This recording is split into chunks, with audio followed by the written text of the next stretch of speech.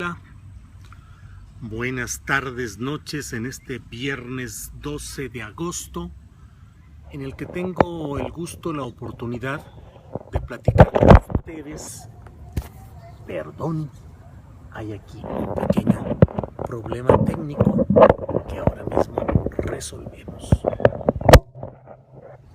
Ya está ahí y esperamos que no se repita este pequeño incidente. Bien, pues quiero comentarles hoy, entre otras cosas, particularmente el asunto de que ha sido dictaminado que termina ya la contingencia ambiental en el Distrito Federal, que no deja de ser peculiar que en el Distrito Federal sigamos sumidos en este proceso de continua aparición de índices tan altos de contaminación que se tienen que declarar estas contingencias, pero que en el fondo lo que tenemos, lo que hay fundamentalmente, gracias, había apagado la parte donde se veían los mensajes de todos ustedes, pero ya lo estoy leyendo con mucha atención. Les decía pues que hoy es un día en el cual se ha declarado que termina una de las varias contingencias ambientales. No deja de ser sumamente significativo que en la Ciudad de México se viva con esta constante inmersión en los problemas ambientales. No se resuelven de fondo y solamente con estos mecanismos de medición se declaran algunas fórmulas de respuesta inmediata, pero no de soluciones de fondo.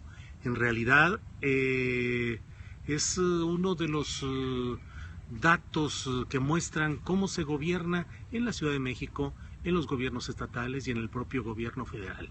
A lo inmediato, al bote pronto, como si la política y la sociedad fueran una especie de juego de Nintendo en el que conforme van apareciendo los problemas, los monstruos, las catástrofes en la pantalla, pues van respondiendo los presuntos buenos para tratar de conjurar los peligros, conseguir bonos y tener vida extra, que finalmente a estos políticos que hoy tenemos lo que les importa o lo que desean son los bonos para una vida electoral extra.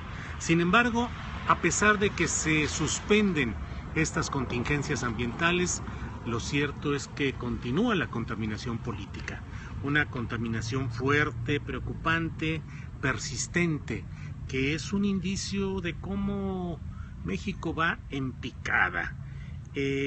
Por un lado, leemos que el PRI, también en búsqueda de bonos extras para vidas electorales venideras, anuncia que va a pedir que comparezca ante algún órgano partidista el responsable más notable, no el único, en justicia estricta no es el único, ni el mayor, pero sí el responsable oficial del fracaso que estamos teniendo en las Olimpiadas de Río de Janeiro. Alfredo Castillo va a ser llamado a cuentas por este PRI enérgico, demandante de justicia, de honestidad y de respuestas, que es el que encabeza Enrique Ochoa Reza. Si usted escuchó mis anteriores palabras, le pido que le ponga alguna música que signifique ironía, o como en las caricaturas antiguas donde ponían musiquita que demostraba que se estaba en un plan paródico, lúdico, porque bueno, ver a este PRI diciendo que le va a pedir cuentas a Alfredo Castillo, que ha sido responsable de tantas cosas, que está analizando el expediente con mucho cuidado de Javier Duarte de Ochoa para decidir si lo expulsan o no del partido, pues son francamente juegos de pirotecnia sin mayor consecuencia. Leo en el Universal que dice: otra jornada negra para México, 10 atletas eliminados. Creo que desde hace 78 años México no regresa de unas Olimpiadas sin una medalla en su haber. Es un retroceso lo que se está viviendo, pero consecuencia ni más ni menos que del pésimo gobierno que se vive y de la poca respuesta que se da a la necesidad, pues ya no de mover a México, sino de recomponer a México. En la discusión de este día, pues está en primer lugar también el asunto de la declaración patrimonial de Andrés Manuel López Obrador. Una declaración tan infrecuente que ha generado que de parte del PRI, del PAN, del PRD haya críticas porque consideran que ha sido un truco mediante el cual se pretende disolver la propiedad inmobiliaria en los hijos a los que habría cedido una parte de lo inmobiliario, la propia esposa que tiene propiedades adquiridas en años recientes. Pero la verdad, y sin una bandería política específica, he de decir que pues la responsabilidad de demostrar que es una farsa y una mentira lo que ha dicho López Obrador por escrito y formalmente, pues corresponde precisamente a sus adversarios que hasta este momento no han podido demostrar nunca que haya habido malos manejos, irregularidades en los ingresos y en el patrimonio de López Obrador. El Instituto Mexicano de la Competitividad le pidió a López Obrador que hiciera algunas correcciones porque no incluyó algunos datos que eran necesarios, sobre todo los referentes a ingresos por conferencias y por regalías de libros, que durante muchos años él ha dicho que en parte de eso es de lo que vive, y ahora no lo incluyó en su propia declaración.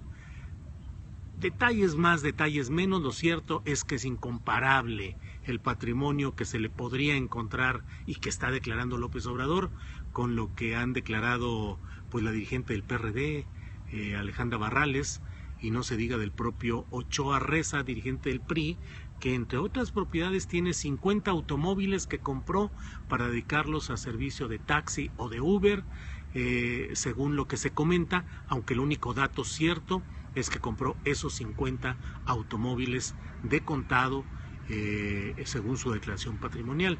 Estas declaraciones 3 de 3, que aun cuando resultaron muy polémicas y la propia izquierda o una parte de la izquierda y López Obrador la criticaron y dijeron que eran ejercicios innecesarios, pues está demostrando que cuando menos podemos tener acceso a algunos de esos datos y compararlos con los ingresos y la circunstancia fiscal de políticos, de candidatos y de funcionarios. Creo que es un buen ejercicio y conviene avanzar en él. Ahora, insisto, si demuestran que López Obrador tiene más de lo que dice o ha cometido alguna infracción pecuniaria o patrimonial, pues es el mejor momento para que sus adversarios lo demuestren en esta ocasión. Aprovecho como todos los viernes para comentar algunas de las cosas que van poniendo aquí en estos amables recados que colocan en este periscopeo. Les comento, antes de que se me escape ese dato, que hoy fueron liberados 2 dirigentes de la sección 22 del CENTE, ni más ni menos que el secretario general Rubén Núñez y el otro miembro del comité seccional, Francisco Villalobos.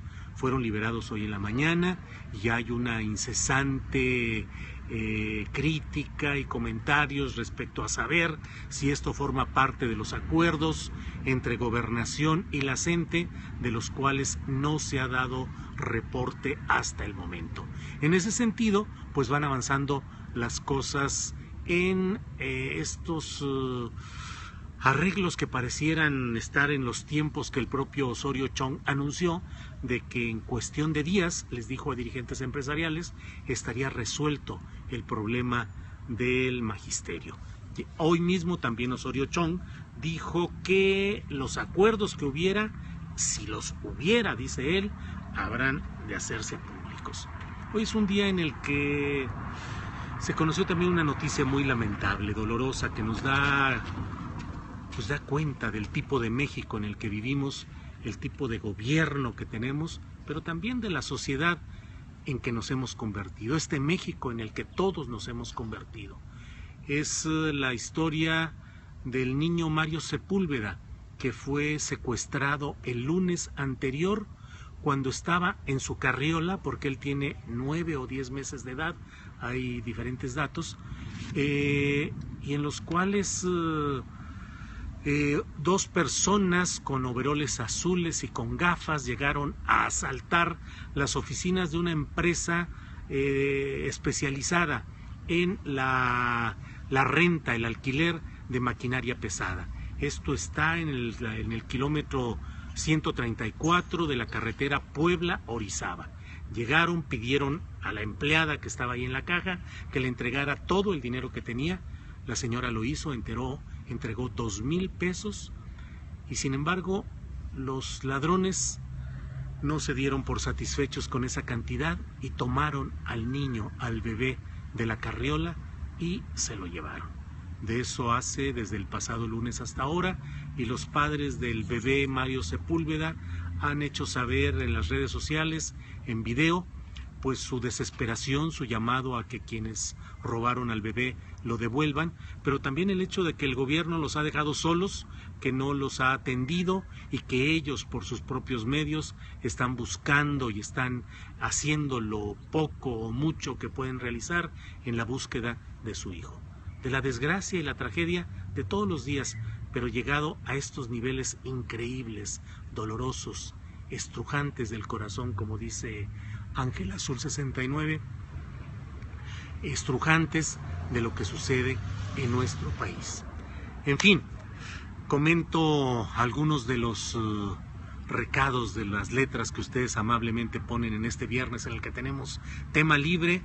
Está muy ocupado Moreno Valle con su campaña. Pues sí, pareciera que Moreno Valle solo atiende los asuntos electorales, políticos, panistas, de acumulación de dinero para próximas campañas.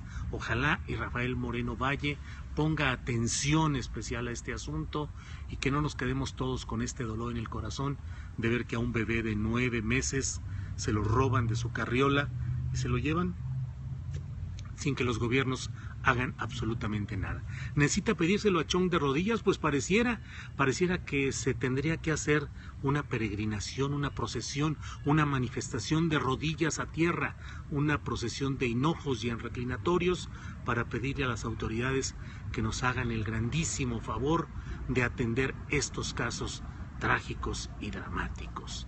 ¿El bebé es hijo de prole? Pues sí. Si fuera futbolista que jugara en algún equipo europeo, en 24 horas el gobernador de Tamaulipas lo estaría encontrando. ¿Ya viste lo de las bicicletas de Puebla? ¿Quién las venderá? Sí, claro, Pierre Dant. Pero eso no muestra un conflicto de interés en la relación Departamento Miami, Peña Nieto, Angélica Rivera. En todo caso, la demostraría con Moreno Valle. Si es que el departamento de Miami fuera de la esposa de Moreno Valle, digamos. Hay que impulsar una arrodillada masiva en el Zócalo, pues casi que deberíamos de hacerlo así. ¿Qué recomiendas para los que estamos en el extranjero? ¿Cómo apoyamos? El martes empiezan las marchas en Morelos, quitar a Graco es el objetivo. Yo hubiera ido tras ellos y me lo devolvieran. Pues las personas iban armadas, a punta de pistolas, se robaron el dinero, tomaron al niño, salieron de ese lugar.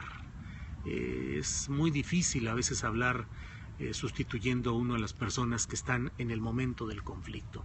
Qué difícil sería, qué se puede hacer, qué sí, qué no, en qué riesgo pones a tu propio hijo. Que The Guardian contrate al equipo de Aristegui, pues sí. ¿Y Mireles cuándo? Pues Mireles ahí sigue, mientras Alfredo Castillo sigue en el paquete lunamielero en Río de Janeiro, dado que dice que la CONADE es solamente una agencia de viajes. Lo leí por ahí en Twitter, no es una idea mía, pues que pareciera que él tomó el paquete lunamielero. Tenemos que rezar al Santo Niño de Bucareli.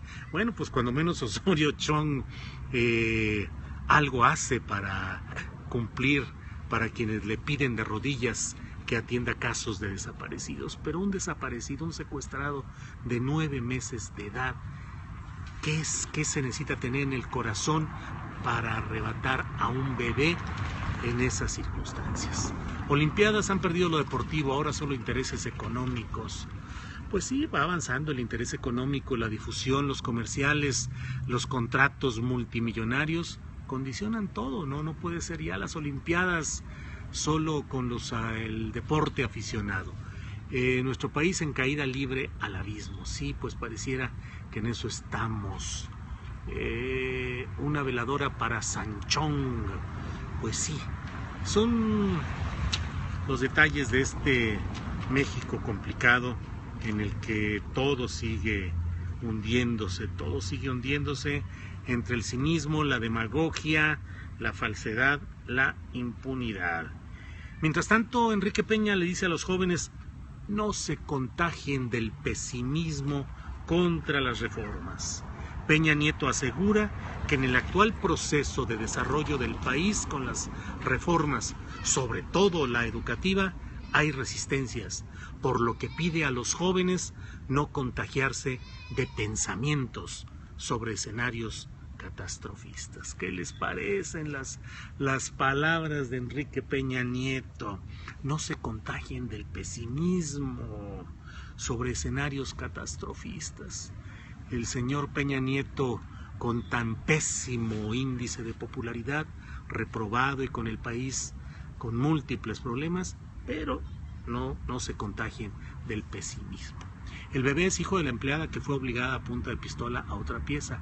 Bueno, la llevaban a otra pieza y supongo que no se dio cuenta exactamente del robo específico en ese momento del bebé. Delirios copetudos. ¿En dónde fue lo del niño? Fue en Puebla y específicamente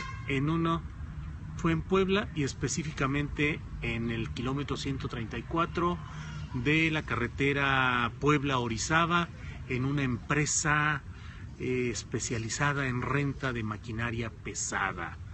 La verdad, su comentario no es acorde a su actualidad. Pues sí, lo de Peña Nieto no va con lo que realmente está sucediendo hoy. Si al menos él diera ejemplo de solvencia moral para decir cosas positivas, pues sí, lengua larga con cola corta, cola larga, lengua corta, Peña Nieto, lengua corta también. Si los mejores periodistas de México no iluminan con eso, sería estupendo. Lo peor de seguir las cosas como están es que sigan gobernando PRI y PAN. Pues es una larga discusión. ¿Quién va a poder resolver de veras esta catástrofe estructural en la que todo está arreglado para que llegue quien llegue, se tenga el control? Y además con PRI, PAN y PRD estudiando la posibilidad de impulsar una segunda vuelta electoral para que si un candidato no logra el 51% de los votos en la primera vuelta, tenga que haber una segunda en la que muy seguramente van a estar unidos el PRI, el PAN y el PRD frente al candidato de Morena, que es quien realmente les quita el sueño y les causa toda esta serie de inquietudes.